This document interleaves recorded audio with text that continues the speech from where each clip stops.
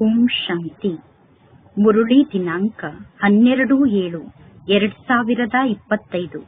ಬಾಪ್ದಾದ ಮಧುಬನ. ಮಧುರ ಮಕ್ಕಳೇ, ನೀವೀಗ ಸತ್ಯ ವೈಷ್ಣವರಾಗಬೇಕು. ಸತ್ಯ ವೈಷ್ಣವರು ಭೋಜನದ ಪತ್ತೆಯ ಜೊತೆಗೆ ಪವಿತ್ರರಾಗಿ ಇರುತ್ತಾರೆ. ಇಂದಿನ ಪ್ರಶ್ನೆ ಆಗಿದೆ, ಯಾವೊಂದು ಅವಗುಣ ಪರಿವರ್ತನೆ ಆದರೆ ನಿಮ್ಮ ನೌಕೆ ಪಾರಾಗಲು ಸಾಧ್ಯ? ಉತ್ತರ, ಎಲ್ಲಾ ಅವಗುಣಗಳಿಗಿಂತ ದೊಡ್ಡ ಅವಗುಣ ಮೋಹ ಆಗಿದೆ. ಮೋಹಕ್ಕೆ ವಶ ಆಗುವ ಕಾರಣ ಸಂಬಂಧಿಗಳ ನೆನಪು ಕಾಡಿಸುತ್ತಿರುತ್ತದೆ. ಯಾರಾದರೂ ಸಂಬಂಧಿಗಳು ಸತ್ತರೆ 12 ತಿಂಗಳವರೆಗೂ ಅವರನ್ನೇ ನೆನಪು ಮಾಡುತ್ತಿರುತ್ತಾರೆ. ಮುಖವನ್ನು ಮುಚ್ಚಿಕೊಂಡು ಅಳುತ್ತಿರುತ್ತಾರೆ. ಅದೇ ಸಂಬಂಧಿಗಳ ನೆನಪು ಬರುತ್ತಿರುತ್ತದೆ. ಅದೇ ರೀತಿ ಒಂದು ವೇಳೆ ನಿಮಗೆ ಪರಮಾತ್ಮ ತಂದೆಯ ನೆನಪು ಕಾಡಿಸುತ್ತಿದ್ದರೆ, ಹಗಲು ರಾತ್ರಿ ನೀವು ಪರಮಾತ್ಮ ತಂದೆಯನ್ನು ನೆನಪು ಮಾಡುತ್ತಿದ್ದರೆ ನಿಮ್ಮ ನೌಕೆ ಪಾರಾಗಿ ಬಿಡುತ್ತದೆ. ಹೇಗೆ ಲೌಕಿಕ ಸಂಬಂಧಿಯನ್ನು ನೀವು ನೆನಪು ಮಾಡುತ್ತೀರೋ ಅದೇ ರೀತಿ ಪರಮಾತ್ಮ ತಂದೆಯನ್ನು ನೀವು ನೆನಪು ಮಾಡಿ. ಲೌಕಿಕ ಸಂಬಂಧಿಗಳನ್ನು ನೆನಪು ಮಾಡಿದಂತೆ ಪರಮಾತ್ಮ ತಂದೆಯನ್ನು ನೆನಪು ಮಾಡಿದರೆ ಅದು ಬಹಳ ದೊಡ್ಡ ಸೌಭಾಗ್ಯ ಆಗಿದೆ. ಓಂ ಶಾಂತಿ. ಪರಮಾತ್ಮ ತಂದೆ ಪ್ರತಿದಿನ ಮಕ್ಕಳಿಗೆ ತಿಳಿಸುತ್ತಾರೆ, ಸ್ವಯಂ ಅನ್ನು ಆತ್ಮ ಎಂದು ತಿಳಿದುಕೊಂಡು ತಂದೆಯಾದ ನನ್ನ ನೆನಪಿನಲ್ಲಿ ಕುಳಿತುಕೊಳ್ಳಿ. ತಂದೆಯನ್ನು ನೆನಪು ಮಾಡುವ ಮಾತಿನಲ್ಲಿ ಪರಮಾತ್ಮ ತಂದೆ ಇನ್ನೊಂದು ಮಾತನ್ನು ಸೇರಿಸುತ್ತಾರೆ. ಕೇವಲ ಪರಮಾತ್ಮ ತಂದೆಯನ್ನು ತಂದೆ ಎಂದು ತಿಳಿದುಕೊಳ್ಳಬೇಡಿ. ಪರಮಾತ್ಮ ತಂದೆಯನ್ನು ಇನ್ನೊಂದು ರೂಪದಲ್ಲಿ ಅರ್ಥ ಮಾಡಿಕೊಳ್ಳಬೇಕು. ಮುಖ್ಯ ಮಾತೇ ಇದಾಗಿದೆ. ಪರಂಪಿತ ಪರಮಾತ್ಮ ಶಿವತಂದೆ ಎಂದು ಕರೆಯುತ್ತೇವೆ. ಪರಂಪಿತ ಪರಮಾತ್ಮ ಶಿವತಂದೆಗೆ ಪರಮಾತ್ಮ ತಂದೆ ಎಂದು ಕರೆಯುತ್ತೇವೆ.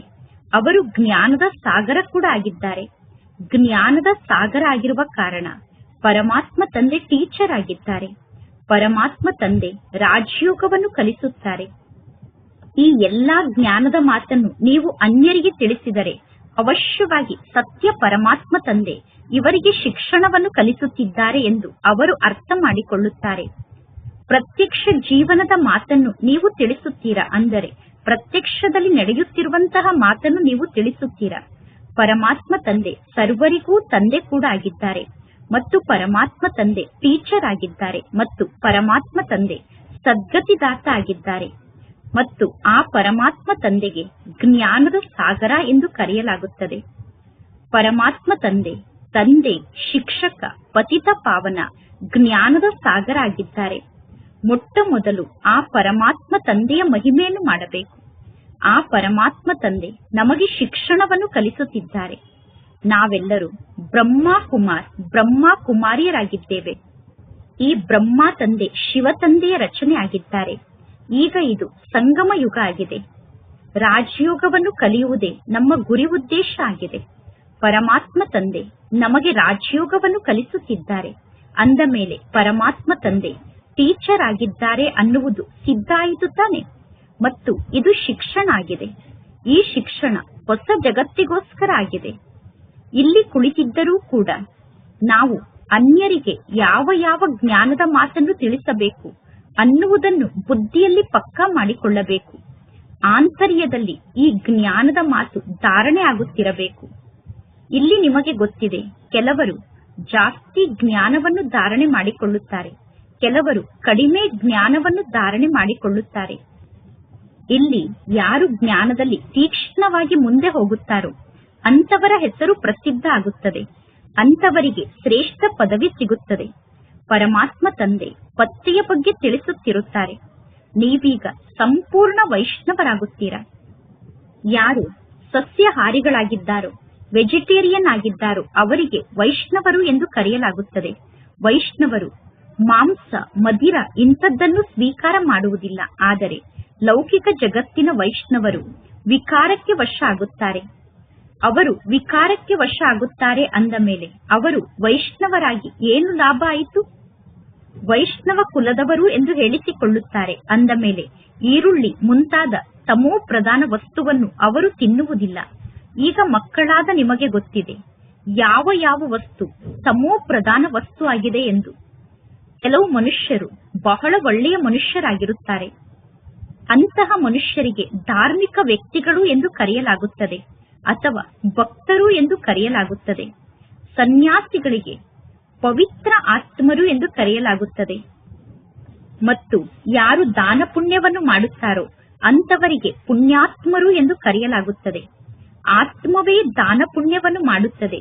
ಆದ್ದರಿಂದ ಆತ್ಮ ಪುಣ್ಯಾತ್ಮ ಆಗುತ್ತದೆ ಎಂದು ಸಿದ್ಧ ಆಗುತ್ತದೆ. ಆತ್ಮಕ್ಕೆ ಪವಿತ್ರ ಆತ್ಮ ಎಂದು ಕರೆಯಲಾಗುತ್ತದೆ. ಆತ್ಮ ನಿರ್ಲೇಪ ಅಲ್ಲ. ಇಂತಿಂತಹ ಒಳ್ಳೊಳ್ಳೆ ಜ್ಞಾನದ ಶಬ್ದವನ್ನು ನೀವು ನೆನಪು ಮಾಡಿಕೊಳ್ಳಬೇಕು. ಸಾಧು ಸಂತರಿಗೆ ಮಹಾನ್ ಆತ್ಮರು ಎಂದು ಕರೆಯಲಾಗುತ್ತದೆ. ಎಂದೂ ಕೂಡ ಮಹಾನ್ ಪರಮಾತ್ಮ ಎಂದು ಕರೆಯುವುದಿಲ್ಲ. ಅಂದ ಮೇಲೆ ಪರಮಾತ್ಮ ತಂದೆಗೆ ಸರ್ವವ್ಯಾಪಿ ಎಂದು ಕರೆಯುವುದು ತಪ್ಪು ಮಾತಾಗಿದೆ.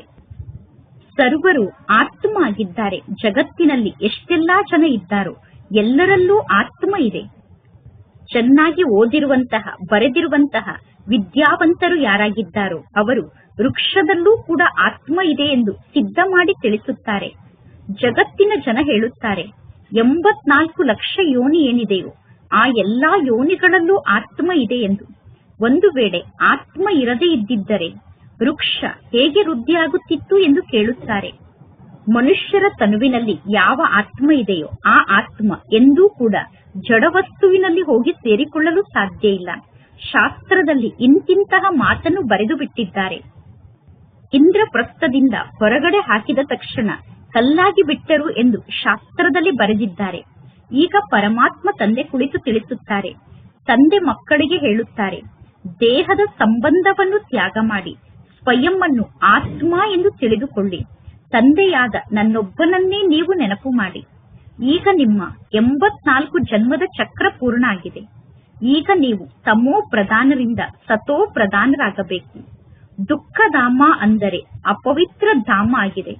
ಶಾಂತಿಧಾಮ ಮತ್ತು ಸುಖಧಾಮ ಪವಿತ್ರ ಧಾಮ ಆಗಿದೆ.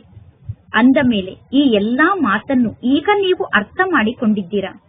ಸುಖಧಾಮದಲ್ಲಿ ಇರುವಂತವರು ದೇವತೆಗಳ ಸಮ್ಮುಖಕ್ಕೆ ಹೋಗಿ ತಲೆಯನ್ನು ಬಾಗಿಸಿ ನಮಸ್ಕಾರವನ್ನು ಮಾಡುತ್ತಾರೆ. ಇದರಿಂದ ಸಿದ್ಧ ಆಗುತ್ತದೆ ಭಾರತದಲ್ಲಿ ಹೊಸ ಜಗತ್ತಿನಲ್ಲಿ ಪವಿತ್ರ ಆತ್ಮರು ನಿವಾಸವನ್ನು ಮಾಡುತ್ತಿದ್ದರು.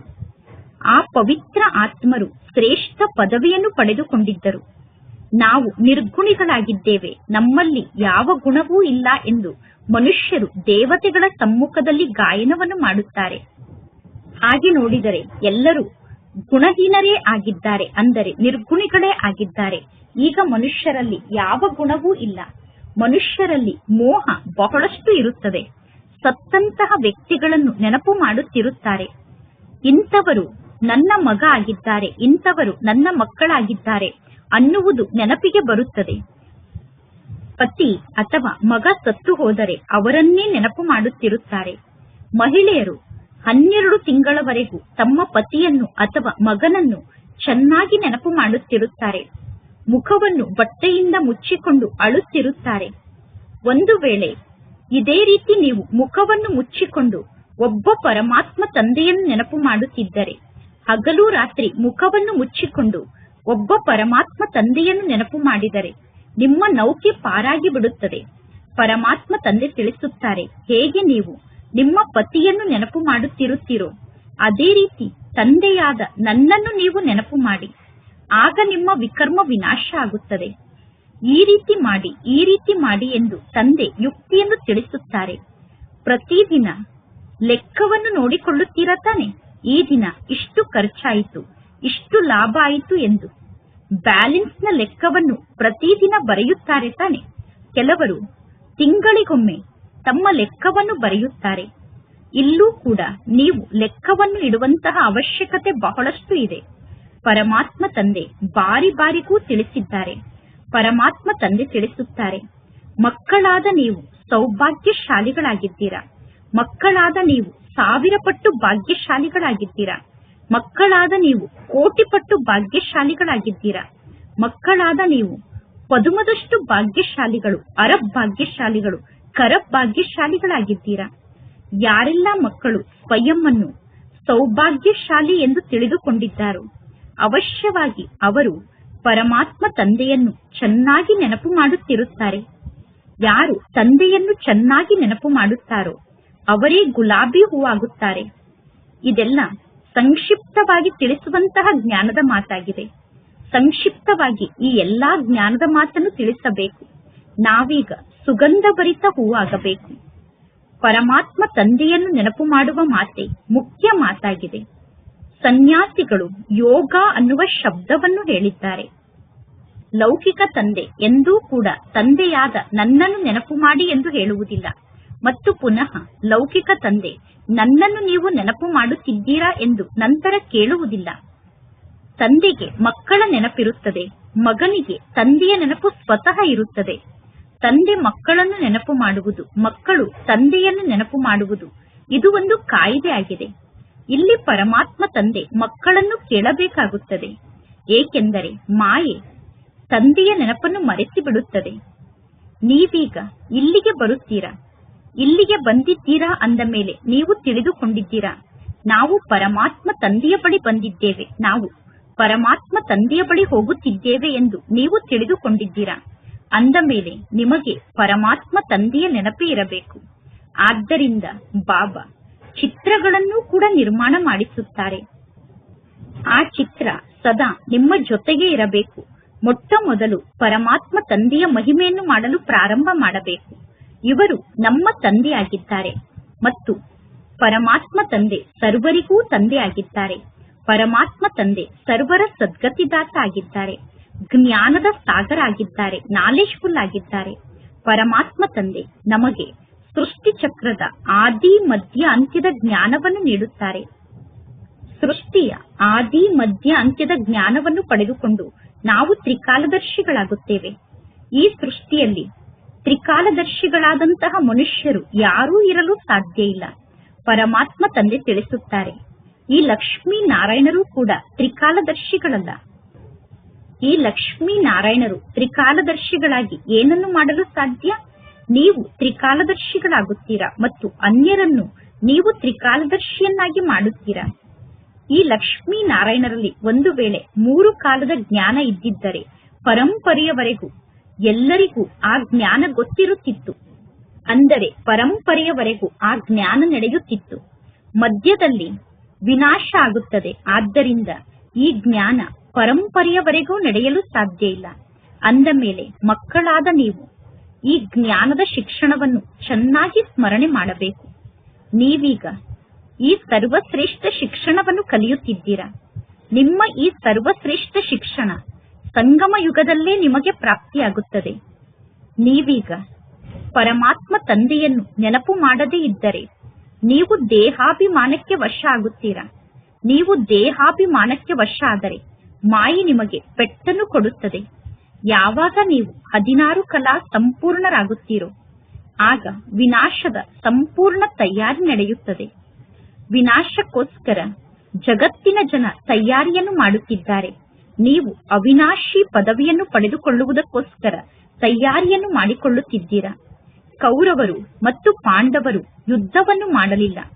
ಕೌರವರಿಗೂ ಮತ್ತು ಪಾಂಡವರಿಗೂ ಯುದ್ಧ ನಡೆಯಲಿಲ್ಲ. ಕೌರವರು ಮತ್ತು ಯಾದವರು ಯುದ್ಧವನ್ನು ಮಾಡುತ್ತಾರೆ. ನಾಟಕದ ಅನುಸಾರ ಪಾಕಿಸ್ತಾನ ನಿರ್ಮಾಣ ಆಯಿತು. ಯಾವಾಗ ನೀವು ಜನ್ಮವನ್ನು ಪಡೆದುಕೊಂಡಿರೋ ನಿಮ್ಮ ಜನ್ಮದ ಸಮಯದಲ್ಲಿ ವಿಭಜನೆ ಆಯಿತು. ಆ ಸಮಯದಲ್ಲಿ ಭಾರತ ಮತ್ತು ಪಾಕಿಸ್ತಾನದ ವಿಭಜನೆ ಆಯಿತು. ಈಗ ಪುನಃ ಪರಮಾತ್ಮ ತಂದೆ ಬಂದಿದ್ದಾರೆ. ಅಂದ ಮೇಲೆ ಪ್ರತ್ಯಕ್ಷದಲ್ಲಿ ಈಗ ಎಲ್ಲವೂ ನಡೆಯಬೇಕು. ಈ ಸಮಯದ ಬಗ್ಗೆ ಗಾಯನವನ್ನು ಕೂಡ ಮಾಡುತ್ತಾರೆ. ರಕ್ತದ ನದಿ ಹರಿಯುತ್ತದೆ, ನಂತರ ಪುನಃ ತುಪ್ಪದ ನದಿ ಹರಿಯುತ್ತದೆ ಎಂದು. ಈಗ ನೀವು ನೋಡಿ, ಜಗತ್ತಿನ ಜನ ಎಷ್ಟೊಂದು ಯುದ್ಧವನ್ನು ಮಾಡುತ್ತಿದ್ದಾರೆ. ನೀವೇ ನೋಡಿ, ಜಗತ್ತಿನ ಜನ ಎಷ್ಟೊಂದು ಹೊಡೆದಾಡುತ್ತಿದ್ದಾರೆ. ಇಂತಹ ನಗರವನ್ನು ನಮಗೆ ಬಿಟ್ಟುಕೊಡಿ, ಇಲ್ಲದಿದ್ದರೆ ನಾವು ಯುದ್ಧವನ್ನು ಮಾಡುತ್ತೇವೆ ಎಂದು ಹೇಳುತ್ತಾರೆ. ಈ ಮಾರ್ಗದಿಂದ ಹೋಗಬೇಡಿ, ಇದು ನಮ್ಮ ಮಾರ್ಗ ಎಂದು ಹೇಳುತ್ತಾರೆ. ಅಂದ ಮೇಲೆ ಅವರು ಏನನ್ನು ಮಾಡಬೇಕು? ಆ ಮಾರ್ಗದಲ್ಲಿ ಹೋಗದೇ ಇದ್ದರೆ ಹಡಗು ಮುಂದೆ ಹೋಗಲು ಹೇಗೆ ಸಾಧ್ಯ? ನಂತರ ಪುನಃ ಕುಳಿತು ಸಲಹೆಯನ್ನು ರಚನೆ ಮಾಡುತ್ತಾರೆ. ಅಂದ ಮೇಲೆ ಅವಶ್ಯವಾಗಿ ಸಲಹೆಯನ್ನು ಕೇಳುತ್ತಾರೆ ತಾನೆ. ಅವರಿಂದ ಸಹಯೋಗದ ಭರವಸೆ ಪ್ರಾಪ್ತಿಯಾಗುತ್ತದೆ. ಆ ಸಹಯೋಗದ ಭರವಸೆಯನ್ನು ಕೂಡ ಪರಸ್ಪರ ಸಮಾಪ್ತಿ ಮಾಡಿಕೊಂಡು ಬಿಡುತ್ತಾರೆ. ಈ ರೀತಿ ಸಿವಿಲ್ ವಾರ್ ನಡೆಯುವುದೂ ಕೂಡ ಪುನಃ ನಾಟಕದಲ್ಲಿ ಫಿಕ್ಸ್ ಆಗಿದೆ. ಈ ರೀತಿ ಯುದ್ಧ ನಡೆಯುವುದು ಕೂಡ ನಾಟಕದಲ್ಲಿ ಫಿಕ್ಸ್ ಆಗಿದೆ. ಈಗ ಪರಮಾತ್ಮ ತಂದೆ ತಿಳಿಸುತ್ತಾರೆ, ಮಧುರ ಮಕ್ಕಳೇ, ಬಹಳಷ್ಟು ತಿಳುವಳಿಕೆ ಉಳ್ಳವರಾಗಿ ಇಲ್ಲಿಂದ ಹೊರಗಡೆ ಮನೆಗೆ ಹೋದ ತಕ್ಷಣ ಈ ಜ್ಞಾನದ ಮಾತನ್ನು ಮರೆತು ಬಿಡಬೇಡಿ. ನೀವೀಗ ಸಂಪಾದನೆಯನ್ನು ಜಮಾ ಮಾಡಿಕೊಳ್ಳುವುದಕ್ಕೋಸ್ಕರ ಇಲ್ಲಿಗೆ ಬರುತ್ತೀರಾ. ಸಣ್ಣ ಸಣ್ಣ ಮಕ್ಕಳನ್ನೂ ಕೂಡ ನೀವು ಇಲ್ಲಿಗೆ ಕರೆದುಕೊಂಡು ಬರುತ್ತೀರಾ.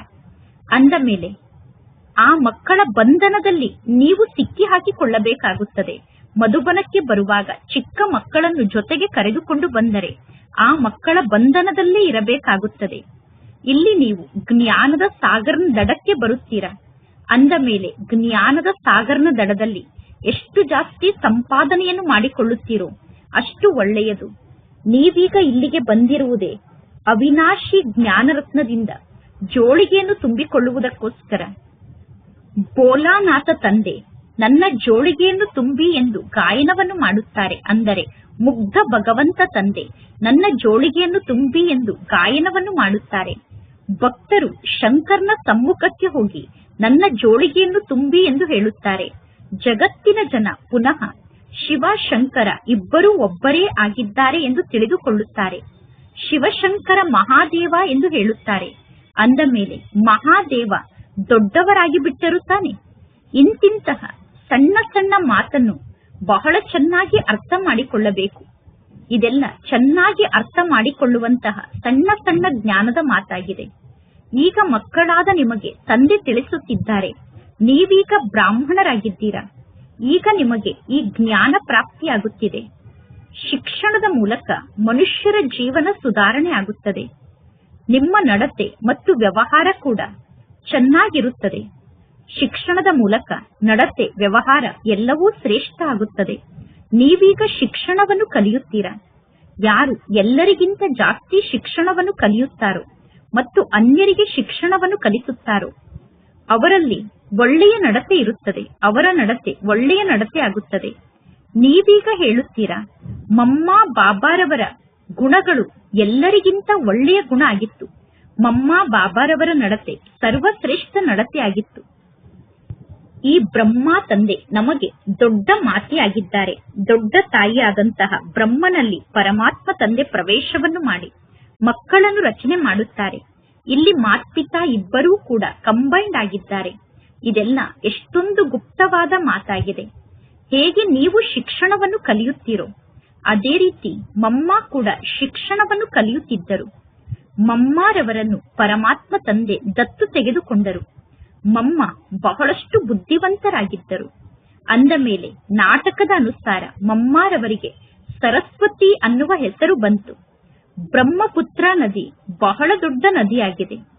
ಬ್ರಹ್ಮಪುತ್ರ ನದಿ ಮತ್ತು ಸಮುದ್ರದ ಸಂಗಮ ಆದಾಗ ಅಲ್ಲಿ ಕುಂಭಮೇಳ ನಡೆಯುತ್ತದೆ. ಸಾಗರ ಮತ್ತು ಬ್ರಹ್ಮಪುತ್ರ ನದಿಯ ಮೇಳ ನಡೆಯುತ್ತದೆ. ಅಂದ ಮೇಲೆ ಈ ಬ್ರಹ್ಮ ದೊಡ್ಡ ತಾಯಿಯಾಗಿದ್ದಾರೆ. ಈ ಬ್ರಹ್ಮ ಎಲ್ಲರಿಗಿಂತ ದೊಡ್ಡ ನದಿ. ಅಂದ ಮೇಲೆ ಬ್ರಹ್ಮ ತಾಯಿ ಕೂಡ ಆಗಿದ್ದಾರೆ. ಮಧುರಾತಿ ಮಧುರ ಮಕ್ಕಳಾದ ನಿಮ್ಮನ್ನು ಪರಮಾತ್ಮ ತಂದೆ ಎಷ್ಟು ಉನ್ನತ ಸ್ಥಾನಕ್ಕೆ ಕರೆದುಕೊಂಡು ಹೋಗುತ್ತಾರೆ. ಪರಮಾತ್ಮ ತಂದೆ ಮಕ್ಕಳಾದ ನಿಮ್ಮನ್ನೇ ನೋಡುತ್ತಿರುತ್ತಾರೆ. ನೀವೀಗ ಈ ಬ್ರಹ್ಮ ತಂದೆಯನ್ನೂ ಕೂಡ ನೆನಪು ಮಾಡಬಾರದು. ಏಕೆಂದರೆ ಬ್ರಹ್ಮ ತಂದೆಯ ಆತ್ಮ ಕೂಡ ಶಿವ ತಂದೆಯನ್ನು ನೆನಪು ಮಾಡುತ್ತದೆ.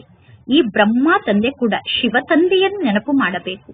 ಪರಮಾತ್ಮ ತಂದೆ ತಿಳಿಸುತ್ತಾರೆ, ನಾವಿಬ್ಬರೂ ಕೂಡ ಮಕ್ಕಳನ್ನು ನೋಡುತ್ತೇವೆ. ಅಂದರೆ ಬ್ರಹ್ಮ ತಂದೆ ಮತ್ತು ಶಿವ ತಂದೆ ಇಬ್ಬರೂ ಕೂಡ ಮಕ್ಕಳನ್ನು ನೋಡುತ್ತಿರುತ್ತಾರೆ. ಬ್ರಹ್ಮ ತಂದೆ ತಿಳಿಸುತ್ತಾರೆ, ಆತ್ಮನಾದ ನಾನು ಸಾಕ್ಷಿಯಾಗಿ ಏನನ್ನೂ ನೋಡುವುದಿಲ್ಲ.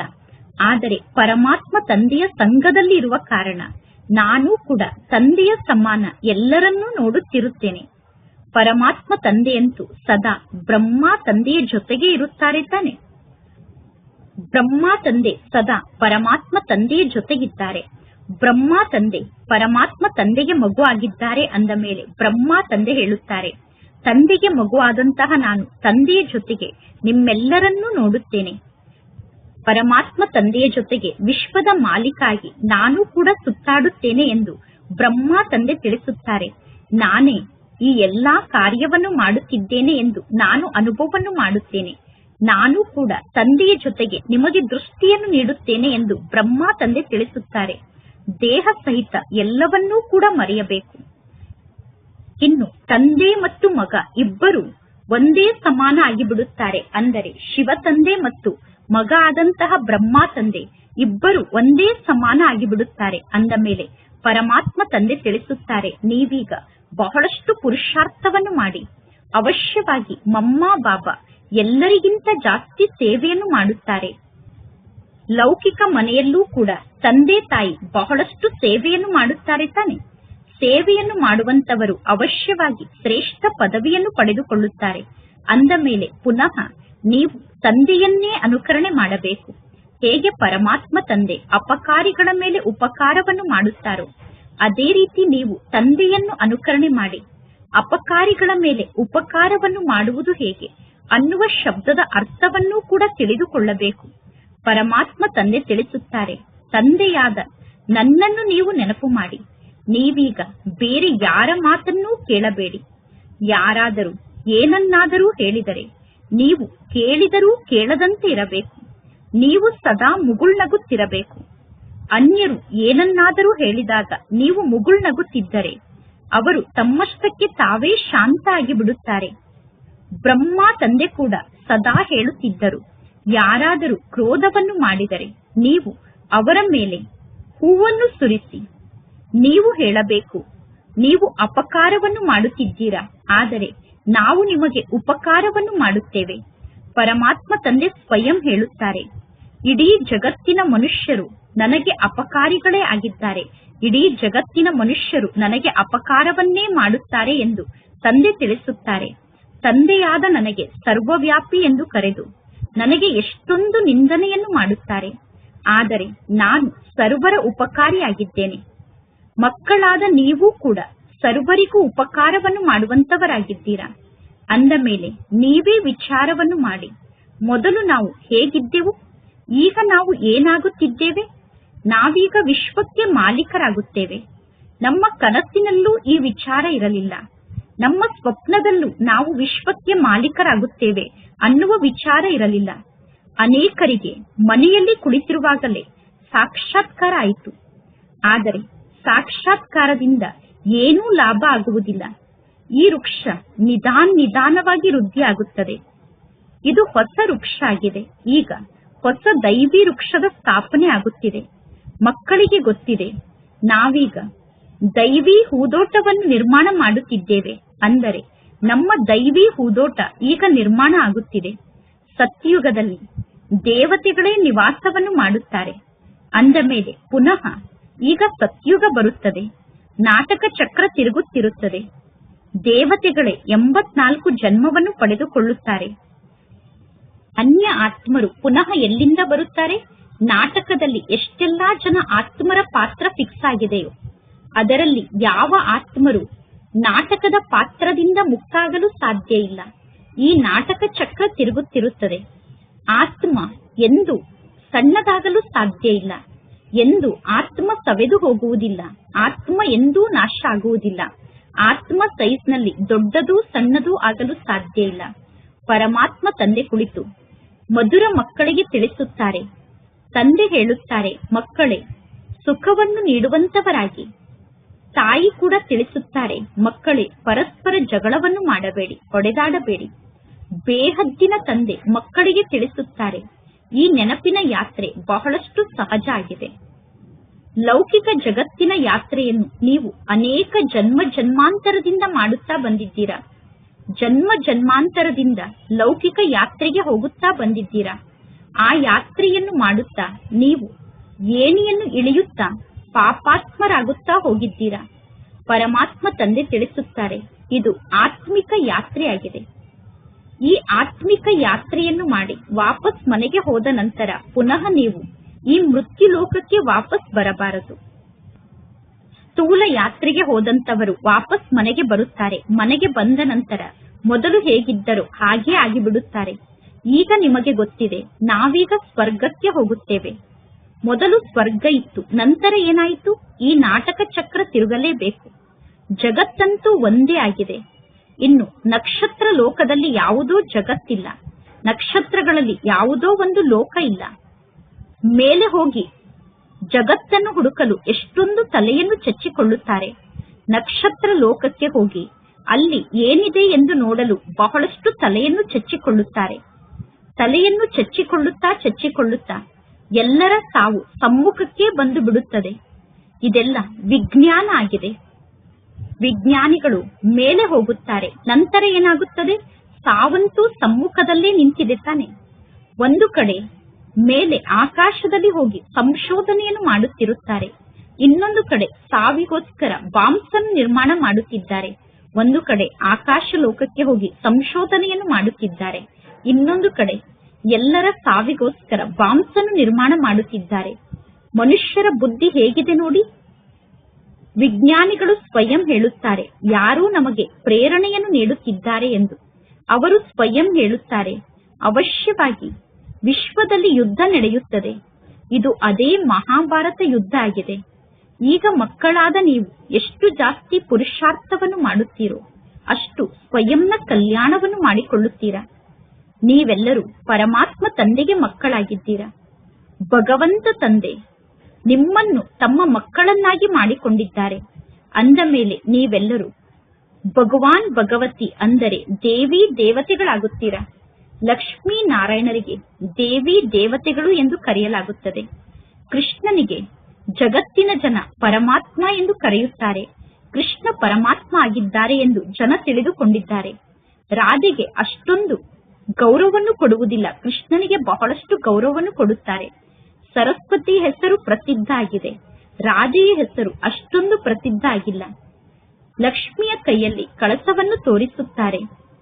ಆದರೆ ಈ ಮಾತಿನಲ್ಲಿ ತಪ್ಪನ್ನು ಮಾಡಿಬಿಟ್ಟಿದ್ದಾರೆ. ಸರಸ್ವತಿಗೆ ಅನೇಕ ಹೆಸರನ್ನು ಇಟ್ಟಿದ್ದಾರೆ.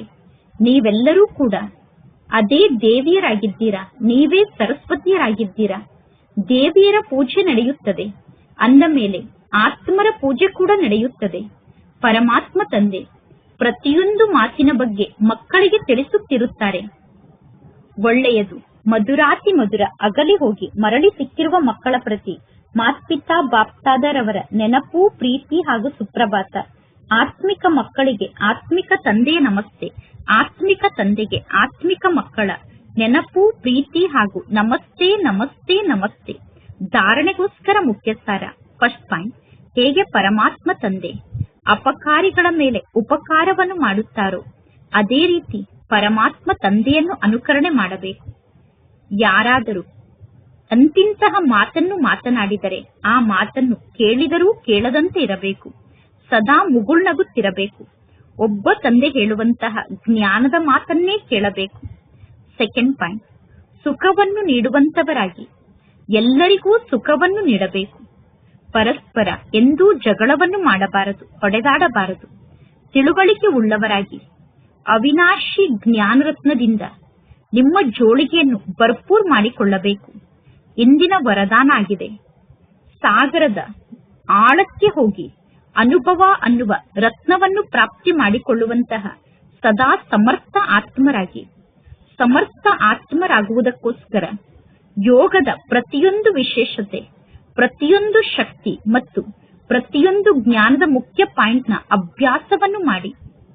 ಈ ರೀತಿ ಅಭ್ಯಾಸವನ್ನು ಮಾಡುವಂತಹ ಆತ್ಮರ ಸಮ್ಮುಖದಲ್ಲಿ ಯಾವುದೇ ಪ್ರಕಾರದ ವಿಘ್ನ ನಿಲ್ಲಲು ಸಾಧ್ಯ ಇಲ್ಲ. ಅಂದರೆ ತಂದೆಯ ನೆನಪಿನ ಆಸಕ್ತಿಯಲ್ಲಿ ಮಗ್ನರಾಗಿರುವ ಆತ್ಮರ ಸಮ್ಮುಖದಲ್ಲಿ ಯಾವುದೇ ವಿಘ್ನ ನಿಲ್ಲಲು ಸಾಧ್ಯ ಇಲ್ಲ. ಆದ್ದರಿಂದ ಅಭ್ಯಾಸ ಅನ್ನುವ ಪ್ರಯೋಗ ಶಾಲೆಯಲ್ಲಿ ಹೋಗಿ ಕುಳಿತುಕೊಳ್ಳಿ.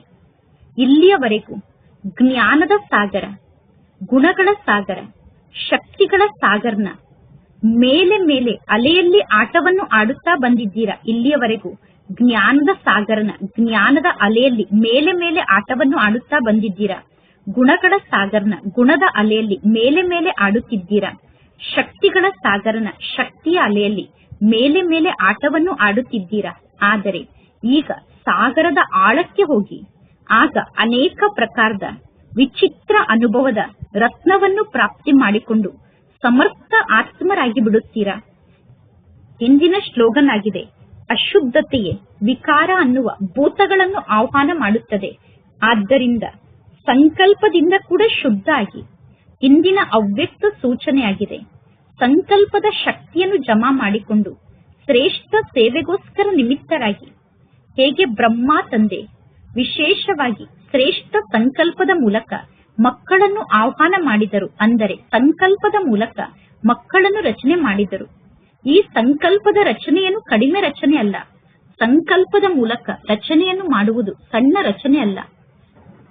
ಶ್ರೇಷ್ಠ ಶಕ್ತಿಶಾಲಿ ಸಂಕಲ್ಪದ ಮೂಲಕ ಪ್ರೇರಣೆಯನ್ನು ನೀಡಿ ಭಿನ್ನ ಭಿನ್ನ ಧರ್ಮದ ಆತ್ಮರನ್ನು ಪರದೆಯಿಂದ ಹೊರಗಡೆ ಕರೆದುಕೊಂಡು ಬಂದು ತಂದೆಯ ಸಮೀಪಕ್ಕೆ ಬ್ರಹ್ಮ ತಂದೆ ಕರೆದುಕೊಂಡು ಬಂದರು.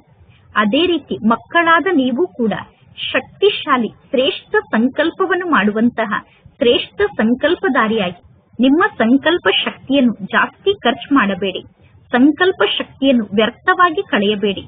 ಆಗ ಶ್ರೇಷ್ಠ ಸಂಕಲ್ಪದ ಮೂಲಕ ಶ್ರೇಷ್ಠ ಪ್ರಾಪ್ತಿ ನಿಮಗೆ ಸಿಗುತ್ತದೆ. ಒಳ್ಳೆಯದು. ಓಂ ಶಾಂತಿ.